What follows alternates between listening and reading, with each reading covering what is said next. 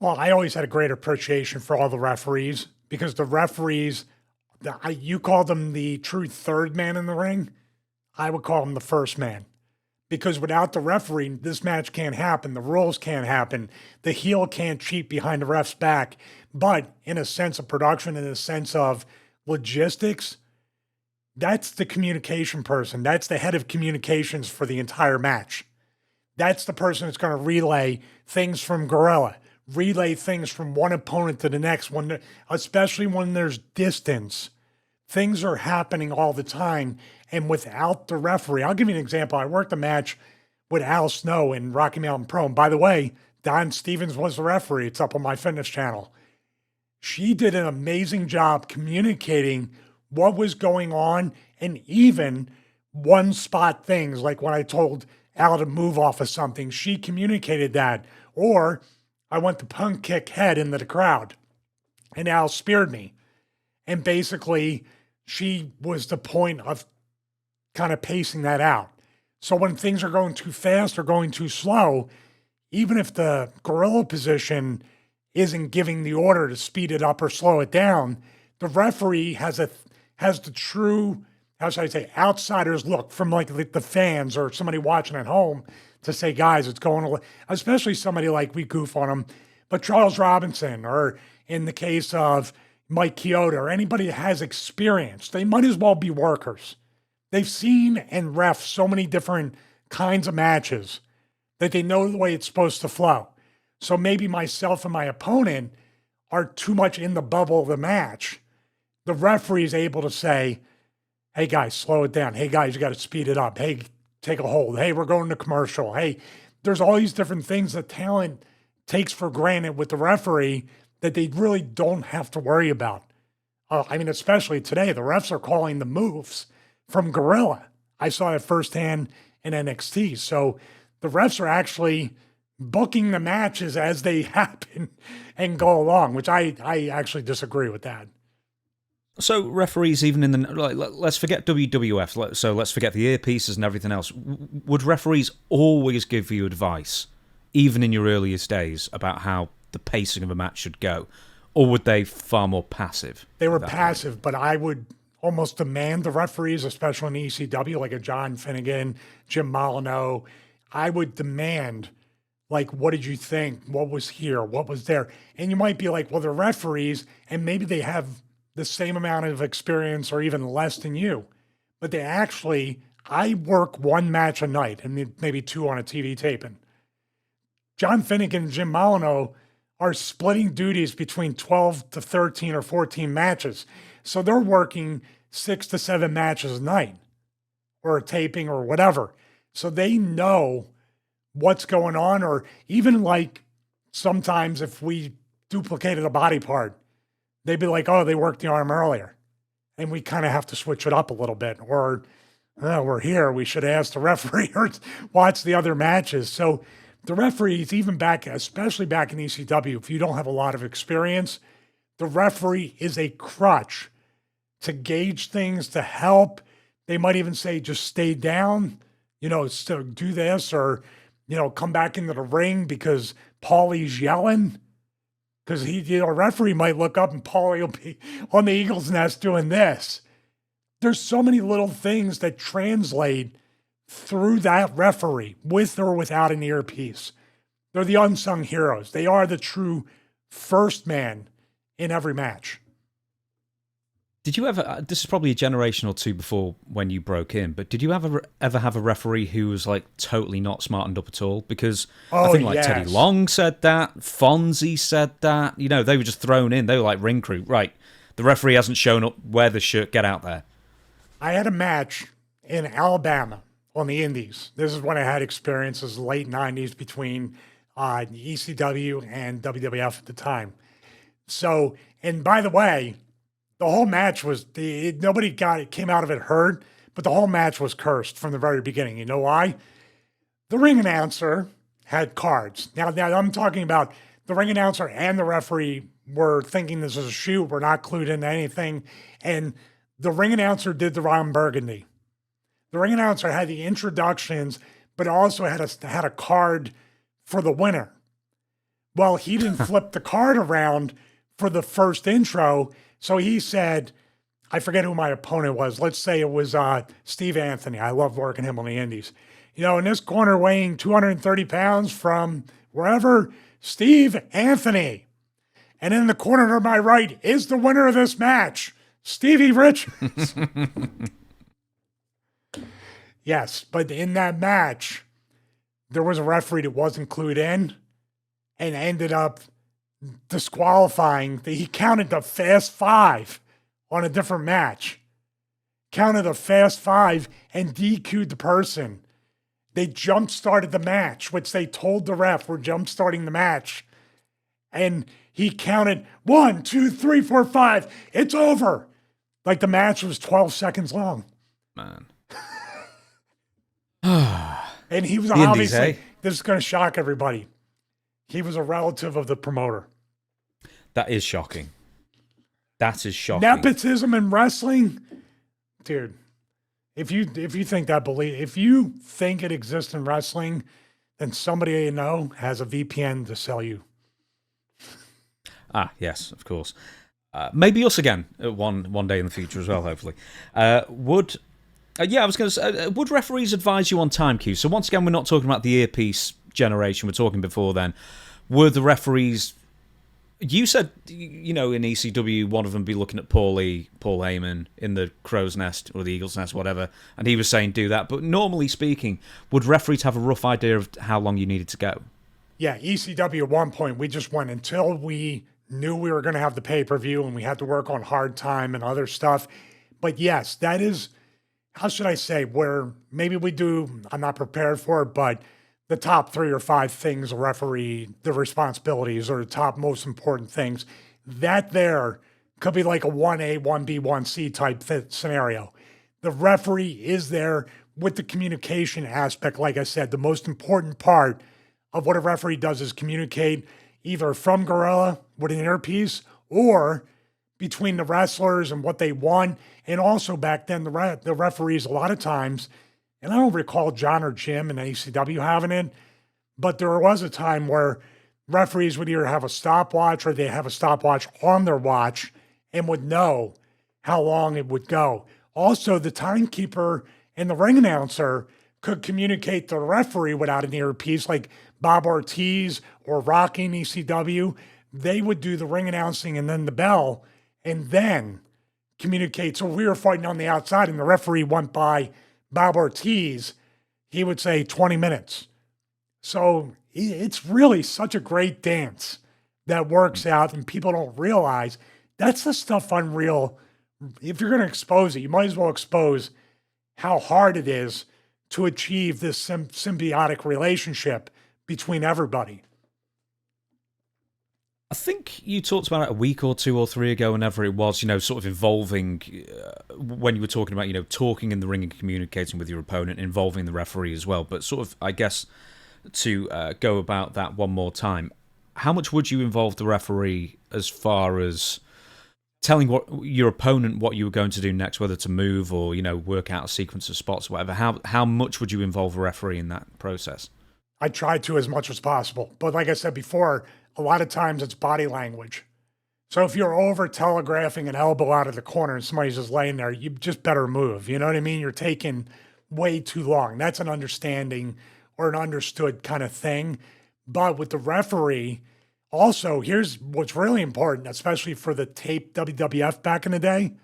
How many times did the referee get the word, do the finish again? I mean, there's that infamous one where the Legion of Doom did the Doomsday device like 4 times or something and had to keep coming back they would do it, go back, then they had to come back and do it again. I don't know if it was 4 times, but there's times where the guys literally walked to the back. Gorilla told him, go back out and do it again. Gorilla position, not Gorilla line. Maybe he was there, but that was a Bruce thing, I think, a couple times, telling him you got to go back out and do it again for the tapings. Now, the referee... back then, I don't know if they had the full IFB stuff, but the referee would be the one to say, hey guys, that looked like crap, do it again. Because that would be shown on B-roll, on pay-per-view packages. So maybe it looks kind of jarring at the time, especially live TV. but they need to put that in there as an asset for the cinematic package. So the referee's paramount. When something looks like crap, do it again, or maybe don't go right back to it. Don't do it again. You know what I mean? Come back to it later. There's far too many wrestlers, I think, today that think they know it all, like any 20-something like you and I, probably in our 20s.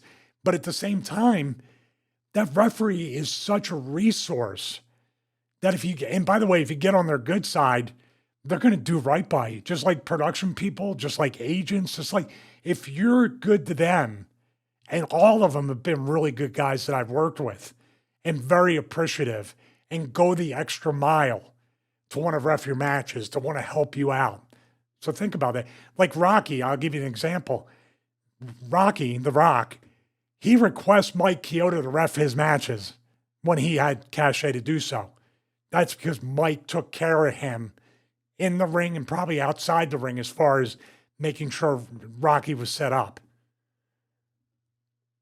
How much would you clue? Oh, just before actually, John Cena and Logan Paul, they did a punch thing, and then they retaped it immediately afterwards, and then inserted that into the replays of SmackDown like 2 weeks ago. So they're still doing that. And I was thinking of WCW on the block tapings they did. They used to tell people go have the exact same match over, again, and do it better this time, kind of thing. They even did it for Ric Flair and Randy Savage when they did the title switch on one of the primetime episodes, I guess, after SummerSlam 92. The whole match? The whole match. Vince McMahon was so angry with them, I think he stopped it early, or told the referee to stop it early, and then they just started brawling, and then the match was thrown out, and then he yelled at them and said, Savage, you're not selling the leg enough. Go out there and do it how I told you to do it. Then they did it again, and Vince hated it, and but they still aired that. But that was a completely retake match. And it was a title change as well. So man, that's so exhausting, isn't it? Especially in those older WWF rings. My God. And how's like the Flair has been criticized for having the same exact match every single time. So Flair's going out and Savage is so hyper about having unique matches each time. He was probably freaking out. I wouldn't want to go out and do the same exact match back to back. How much would referees be clued into what was happening in a match? So if you had whatever referee you had, Charles Robinson, let's say, the most evil man on earth, would you say we're going to do this at minute 2, this at minute 4, this at minute 6, we're going to be out the ring at minute 7, count the pin at minute 9 or something? Or would you just give them the finish? Or where would it be on that spectrum? Well, with a referee, you want them to be not like the referee who DQ'd that person 12 seconds in, but you want them to kind of react, kind of like with the commentators. They don't clue them into everything because they want a natural reaction. So if the referee knows what they're doing and staying out of the way, you only want to really clue them in if there's like a jump start, if something's going to happen, if you're going to go to the outside and maybe think you're going to be there too long, then they can kind of buy time on the count. But the most important thing is if the referee is obviously involved somewhere with a bump, a distraction, you're not supposed to see the heat spot, and then obviously the finish. Now, here's the thing. The one thing you always want to tell a referee if you're a worker, no matter what, count to 3. If we don't kick out, it's our fault. Too many times you've seen where they hold up or people boo and it just disconnects completely. So any referee, you count to 3, same cadence. If I don't kick out, it's my fault, not yours. Would the referee be the one to tell you we're going to a break? Yes, so you better do a 100%. Dive out the ring. Yeah, referee would tell you we're going to break, or you would have that spot for break. Hey, we got a 2-segment match. We're going to go to break, and it's too predictable with the break. I'd rather go to break and a hold rather than a double down outside, because then the double down later doesn't really mean anything. But that's 100% the referee telling you we're going to break. What if you need to call an audible and clue the referee in? And let's say the referee's not close enough to you, you need to get his attention or whatever. How would you go about doing that? Well, it depends. If the referee is involved, I'll give you the best audible in the world, and he never gets enough credit for it, or maybe he does. The audible where Neville got hurt, where Pac got hurt, and Jericho got himself disqualified with the most evil person on the planet, Charles Roderick. Because Charles won, he's like, he's got another ankle. What are you doing, Chris? He's got another ankle. Whatever. Let him limp for the rest of his life. This is my didn't turn it into a handicap match. Well, yeah, Charles started in my universe. Charles started beating both of them up, but that was to my estimation, that was one of the most, for lack of a better term, one of the most wholesome audibles I've ever seen. Caring for another guy getting DQ'd, because some guys would be like, in today's world of wrestling, if Jericho was supposed to go over, I'm not saying Jericho did the right thing, but someone else who was supposed to go over might actually think about it and go, maybe I can just hit him with the finish and still go over. Where Jericho's like, I don't care. This dude's hurt. You got to keep giving him credit for that. How would you tell a referee that you're really hurt? Because I'm really hurt. No, I mean, you know, Stop you don't want to. potatoing me. Stop potato. That's Stan Hansen's story you told off camera. Yeah. I thought you were telling that to Charles. What's that? Stop potatoing me? Yeah. It wouldn't do any good. Why should I waste my breath? No, that's fair enough then. Yeah, is it really easy to tell a ref that you're really hurt, or is the occasional one always thinking you're working?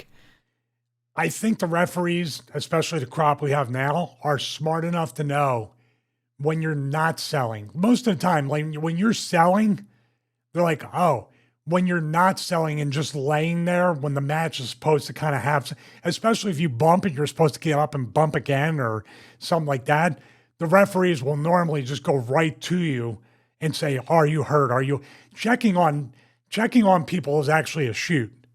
They do the thing where it makes it look like they're checking on both people, but they're really checking on each of them. And if somebody says, or they don't answer, like that's the scary part for a ref. Because then they think, well, he's knocked out, he's loopy, he's non-responsive, and they may throw the X up right there. Or which match was it? It was recent, where it happened and it was just kind of a dead, there was nothing going on. I forget which match. I know they did it with the Seth Rollins and LA Knight, but that ended up being a work. Yeah, that was stupid. I still stand by that was dumb, and that was a false positive that desensitizes the fans further from when it does really happen.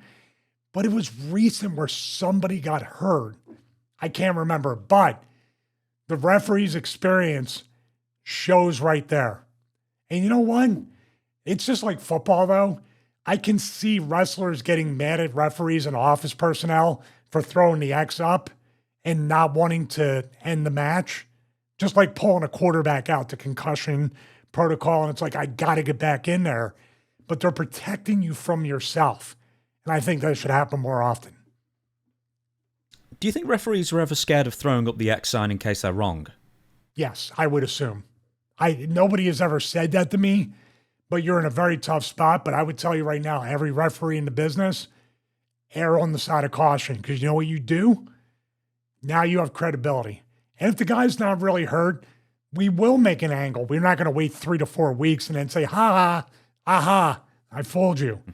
Oh, I did the Nelson. You popped for that, didn't you? Uh-huh. They I can't even do it anymore. My voice is broke. That's like us doing the woo with Bret Hart. Woo. Woo. Yeah. Woo. When did referees start wearing earpieces? That's a great question. I don't know. I would have to say it definitely started happening during the course of my time in WWE, but I would have to say somewhere in the middle to the back end it became a thing. You know why? Because that's when they started writing every single move down. They started communicating to the referee the moves just little by little. Once they started, once somebody brought a pair of loose leaf paper and started writing every single thing down. And by the way, we had old school agents back then. We had the Arns, the Lanzas, the Steamboats, the Malenkos, the Sarges. It was like during that time of writing down the moves, you could not be less excited if you were any one of those three people. So what else are you doing? The old school people are just like, my God, come on. But when that happened, I think that was the linchpin to now we need to communicate these moves to the referee to communicate to the talent. And everybody became worse workers after that. When did referees start wearing microphones? Was it the same time or was it years later? Microphones? Oh, yeah. Referee. So, I mean, you'll see it on Unreal. Is they're constantly talking to the referee, but then you can hear everything the referee's saying right back to him. They're talking to each other the entire time. No, Referees do have microphones now. The IFBs, which I've been trying to get us IFBs, by the way, so we don't have the big headphones, but I don't know about that. Now, if they're trying to mic them up, like I know the ring announcer has, the thing she puts up on social media and announcing people from the seated position next to the timekeeper. Maybe it's for Unreal. Maybe it's for documentary stuff.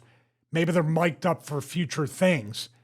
But they weren't, I don't remember, because if they were mic'd up, they just like the football players, hey guys, I'm mic'd up, so you don't say anything like, I hate Vince or Stephanie can't book or whatever it is.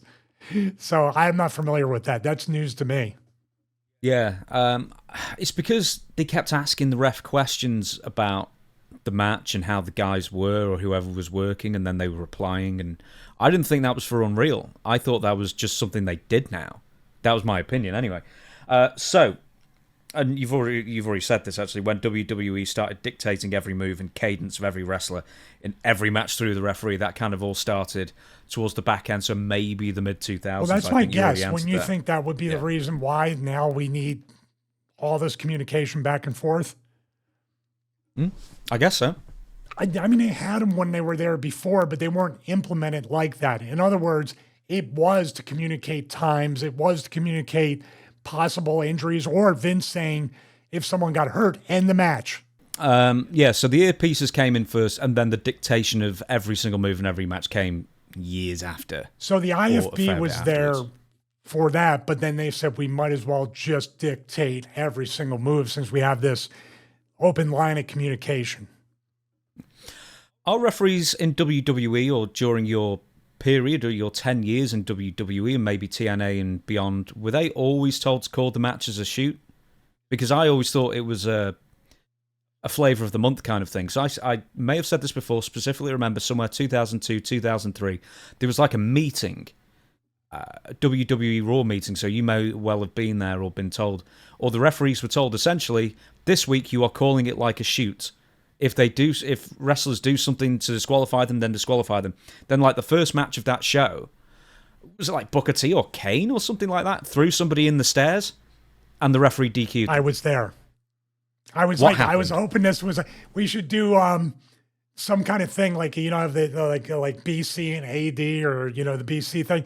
There should be before refusing to put over Ken Kennedy because I was there, and then the 7 months after that I was gone. But I was there for that, and we've had that. This is like the tag rope thing. The tag rope meetings for 6 months. Hold the tag rope. If you don't make a tag with the tag rope, this was during that time of all that stuff of micromanaging it and trying to pay attention to all the wrong stuff as business was going down. Like these little micromanaging things are going to all of a sudden give us another attitude era, 80s boom, No. And I was there for that. I don't remember that, but I probably, if it was Glenn, I would still be talking to him about it today. I would have to see, but it totally happened that night. Murphy's Law was in effect right after the meeting. The first match, someone that got a shoot DQ'd. I'm writing that for a future List Mania video as well as a shoot. Right. There's also, by the way, you want to talk about Vince, and I don't know if the match is up there. Was it Rhino and Tajiri where Vince literally came out and ended the match and told them both to leave, get out of the ring? It was a SmackDown match, wasn't it? I don't know. He absolutely I've never heard did this one. that. He was so furious. I think it was Long Island, New York. And he went down there and told them both to leave. Like mid-match, no finish. How bad was the match? It wasn't. You would have thought it'd be pretty good.